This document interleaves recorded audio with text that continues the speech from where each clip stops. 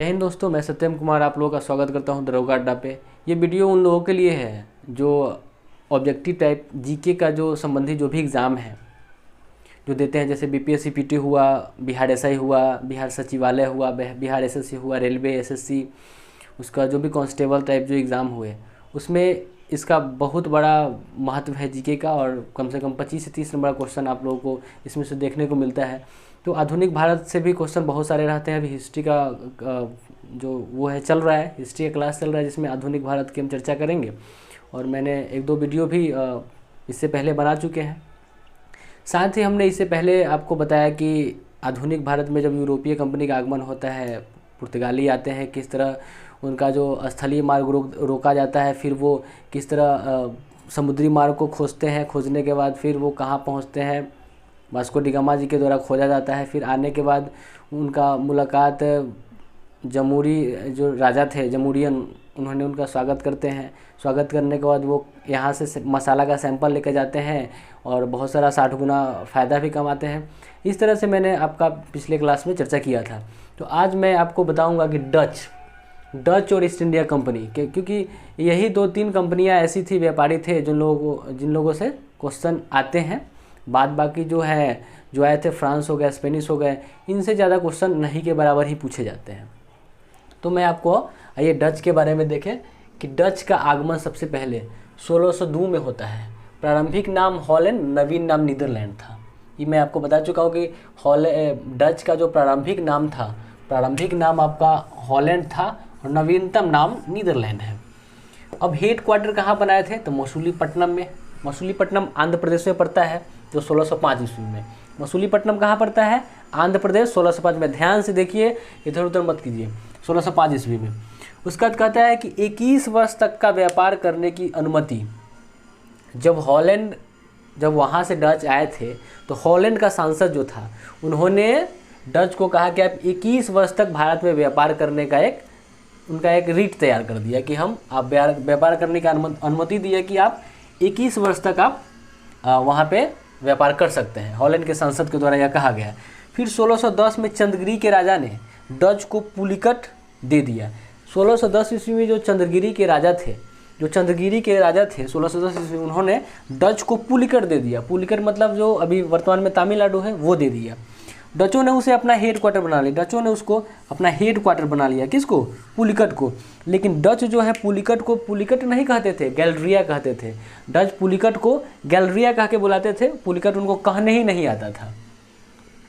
Dutch उसके बाद आते हैं कि डचों ने पुलिकट में ही सोने के सिक्के ढालने का काम किया।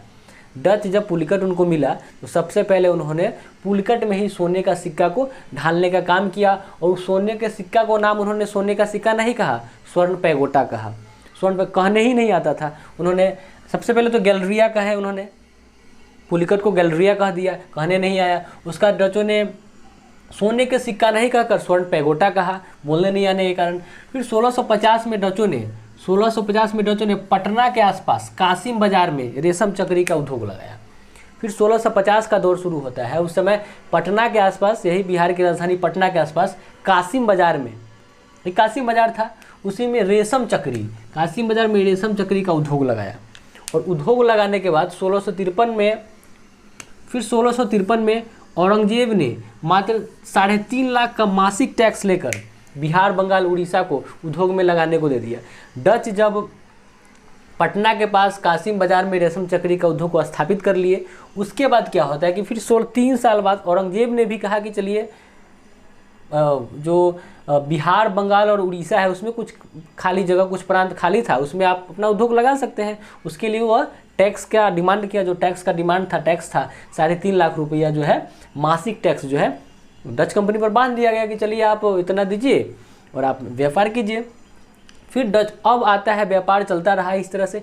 लेकिन डचों के पतन का कारण क्या होता है कि उस समय तक ईस्ट इंडिया कंपनी भारत में आ गया था और ईस्ट इंडिया कंपनी का कहना था कि हमारे होते हुए कोई दूसरा फ़ायदा कमा ले ही नहीं। वो उसको बर्दाश्त नहीं था कि हमारा होते हुए कोई दूसरा फ़ायदा कमा ले। हर चीज़ अपने हथियाना चाहता था कि टोटल चीज़ हमारा होना चाहिए। इसको लेकर क्या हुआ कि वेदरा का युद्ध हुआ। डचों का पतन जो है, वेदरा का युद्ध 1759 में जो है, 1759 में वेदरा का युद्ध, वेदरा एक जगह है आपका वेदरा, पश्चिम बंगाल में एक जगह है वेदरा। वहाँ पे 1759 में वेदरा का युद्ध हुआ, जिसमें डच जो है पूरी तरह जो है ईस्ट इंडिया कंपनी से पराजित हो गया और उसको भारत छोड़कर जाना पड़ा। कमज़ोर था, सेना का भी कमी था, बहुत चीज़ का कमी था, लेकिन उस समय इंग्लैंड काफ़ी परिपूर्ण था, हथियार से लेकर और जो भी टेक्निकल चीज़ भी उनका काफ़ी जो था बहुत ज़्यादा डेवलप था। उसके बाद वेदरा के युद्ध के साथ ही ईस्ट इंडिया कंपनी का अस्तित्व समाप्त हो जाता है। अब आता है east India company. East India company का भारत में आगमन होता है 1608 ईस्वी में। ईस्ट इंडिया कंपनी का भारत में आगमन कब हुआ? 1608 में। जब उसका आगमन होता है तो उस समय ब्रिटेन की क्रोन, उस समय ब्रिटेन की जो क्रोन थी वो महारानी एलिजाबेथ प्रथम थी। क्रोन को ही महारानी कहा जाता है। जब ईस्ट इंडिया कंपनी भारत आई उस समय ब्रिटेन की जो क्रोन थी, जो महारानी थी, वो एलिजाबेथ प्रथम थी। एलिजाबेथ प्रथम थी। अब अगर बात कर ले कि आने का क्रम उसका 1608 है, लेकिन अगर पूछता है कि ईस्ट इंडिया कंपनी की स्थापना कब हुई थी ब्रिटेन में, तो वो हुआ था 31 दिसंबर 1600 ईस्वी में। एकदम ध्यान दीजिए, 1611 में ईस्ट इंडिया कंपनी का पहला हेडक्वार्टर, अब फिर वही हेडक्वार्टर बनाने का समय आया, तो 1611 में ईस्ट इंडिया कंपनी का पहला हेडक्वार्टर जो है वो मसूलीपट्टनम में चलाया गया, लेकिन वो बंद हो गया, चला नहीं, किसी कारणवश नहीं चल पाया, बंद कर दिया गया उसको।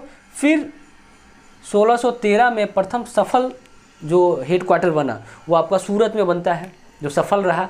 तो अब क्वेश्चन पूछिएगा आपके, हाँ जो क्वेश्चन सूरत मारेंगे कि मसूलीपट्टनम मारेंगे, तो हमेशा ध्यान रखिए कि जब सफल हेडक्वार्टर की बात करेगा, सफल मुख्यालय की बात करेगा तो सूरत ही होगा। लेकिन पहला अगर कह दे कि पहला हेडक्वार्टर, दोनों में पहला है, पहला सफल हेडक्वार्टर तो सूरत, अब पहला अगर हेडक्वार्टर डायरेक्टली पूछा जाए उसमें सफल नहीं लगाएगा तो मसूलीपट्टनम को हम ले लेंगे।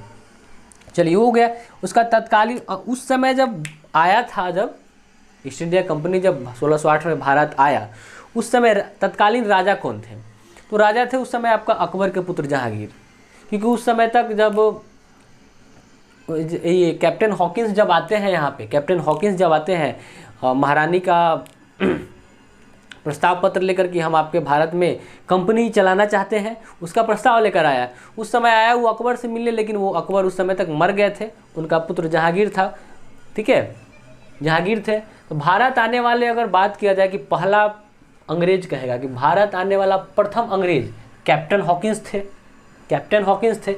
भारत आने वाले प्रथम अंग्रेज कैप्टन हॉकिंस थे, जो जेम्स प्रथम का राजदूत भी था। कैप्टन हॉकिंस जेम्स प्रथम का राजदूत भी थे। साथ ही जहांगीर ने कैप्टन हॉकिंस को इंग्लिश खां की उपाधि दिया था।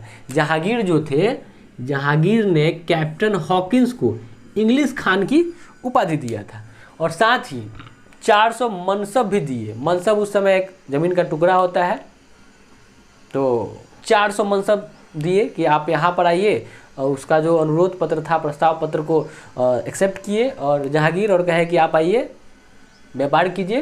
और उन्होंने 400 मनसब मतलब छोटे छोटे ज़मीन का टुकड़ा भी जो था, जो भी हो, वो उनको दिया गया कि आप अच्छे से व्यापार कर लीजिए। तो यहाँ तक आपका आधुनिक भारत में का जो इतिहास में हमने डच और ईस्ट इंडिया कंपनी के बारे में देखे कि देखे कि भारत डच का आगमन 1602 में होता है।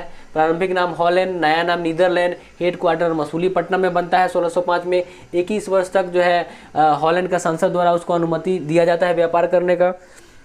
फिर डचों को 1610 में इन चंद्रगिरी के राजा ने डच को पुलिकट दे दिया, और पुलिकट को वो डच पुलिकट नहीं कहते थे, गैलरिया कहते थे। ये देखे हमने देखा कि डचों ने पुलिकट में सोने के सिक्के ढालने का काम किया, कारखाना बनाया था, काम किया, जिसका नाम स्वर्ण पैगोटा रखा गया उस सोना को ढालने के बाद।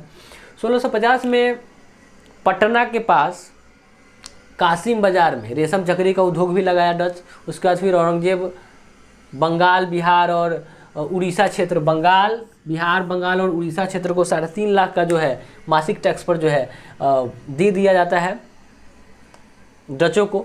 उसके बाद डच का पतन हो जाता है, वेदरा का युद्ध होता है 1759 में, पश्चिम बंगाल में वेदरा जगह है, युद्ध होता है, उसमें उसका हारना पड़ता है, अंग्रेजों के द्वारा हार जाता है। उसके बाद ईस्ट इंडिया कंपनी अपना स्थापित करना प्रारंभ करता है, जिसमें 2 उनका हेडक्वार्टर बनता है, एक तो 1611 में बनता है, तो 1611 वाला असफल हो जाता है मसूलीपट्टनम वाला, फिर 1613 में बनता है सूरत में, तो वो सफल होता है। ठीक है। और भी एक चीज़ और इसमें ध्यान रखेंगे कि ईस्ट इंडिया कंपनी के समय ब्रिटेन में महारानी कौन थी, तो एलिजाबेथ प्रथम थी। और भारत में राजा कौन थे, तो अकबर का उस समय दौर चल रहा था। ठीक है, बस ये इतना ही है। उसके बाद कैप्टन हॉकिंस जो थे भारत आने वाले प्रथम अंग्रेज थे। उसके बाद वो जेम्स प्रथम के राजदूत भी थे। इंग्लिश खां का उपाधि कौन दिया था, किसको, इंग्लिश खां कौन था, तो कैप्टन हॉकिंस था। किसने कहा था इंग्लिश खां, तो जहांगीर जी कहे थे कि इंग्लिश खां को उपाधि दिए थे, साथ में 4 सब मनसब भी दिए थे। तो यहाँ तक में हमारा जो है ईस्ट इंडिया कंपनी के साथ साथ ही हमारा जो ये है आधुनिक भारत में जो यूरोपीय कंपनी का आगमन है उसका क्रम समाप्त होता है। अब अगले वीडियो में हम आपको बताएंगे कि किस तरह से अंग्रेज़ों का स्थापत्य भारत पर होता है। कंपनी के साथ कंपनी आ गया, उसका भारत पर किस तरह से वो राज करना प्रारंभ करता है प्लासी की युद्ध की लड़ाई के साथ, ये हम इसके बारे में चर्चा करेंगे। वीडियो अगर अच्छा लगा हो, हम उम्मीद कर रहे हैं कि आपको समझ में आया होगा, याद भी हो गया होगा। इसको 1-2 बार देख लेंगे तो पूरी तरह से हमारा दिमाग में बैठ जाएगा और अच्छा से याद हो जाएगा। अब हम कोशिश करेंगे कि अगला वीडियो बहुत जल्द आपको दे और आप इसे लाइक करें, दोस्तों को भी बताएं। धन्यवाद।